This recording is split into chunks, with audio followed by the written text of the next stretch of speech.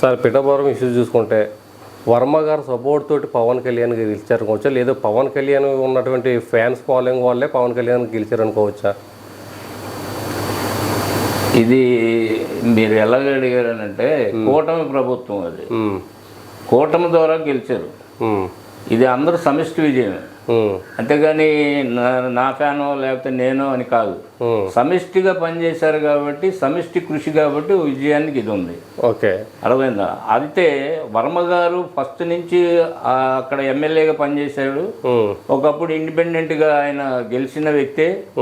అలాంటి ఆయన కూడా శ్రమ పడ్డాడు, శ్రమ చేసుకున్నారు.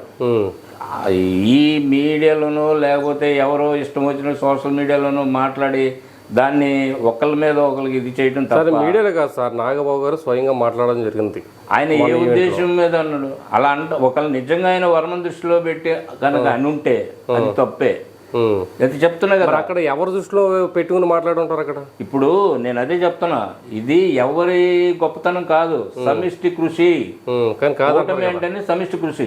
ఎవరో ఏదో మాట్లాడతారండి. స్వయం అన్నగారు కదా మాట్లాడుతుంది, స్వయం అన్నగారు కదా మాట్లాడుతుంది. స్వయంగా అన్నగారు అయితే ఆయన ఏమన్నా ఇది కదా, పార్టీ ఇదేం కాదు కదా, అంతే కదా.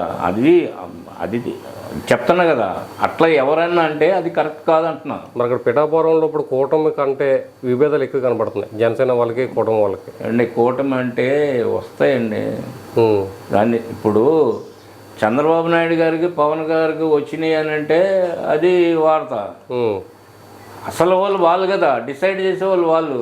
ఈ మధ్యలో అన్ని సరదాగా అంటారు, కాలక్షేపం కావాలి కదా ప్రజలకు కూడా, అది వింటూ ఉంటారు. ఇప్పుడు మీరు అడుగుతున్నా అలా ఉంటుంది. అదే జరిగిందే కదా నేను అడుగుతున్నా. జరిగిందే అన్న, అదే మేము చెప్తున్నాం కదా.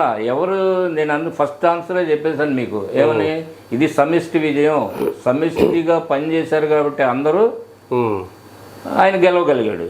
అంతేగాని ఒక్కళ్ళ వలన అని అంటే అది తప్పు. రాష్ట్రం అంతా కూడా అంతే, కూటమి ఐక్యమత్యంగా అందరూ పనిచేశారు కాబట్టి ఆ విజయాన్ని ఇచ్చారు. అది ఎవరి గొప్పతనం కాదు, అది కార్యకర్తలు అటుపక్కన ఇటుపక్కన కార్యకర్తల గొప్పతనం. అది కార్యకర్తలు శ్రమించి వాళ్ళ రక్తాన్ని దారపోసి చెమటను దారపోసి పట్టుదలగా గెలిపించుకున్నారు రాష్ట్రం అంతా. అది కూటమి కలయిక.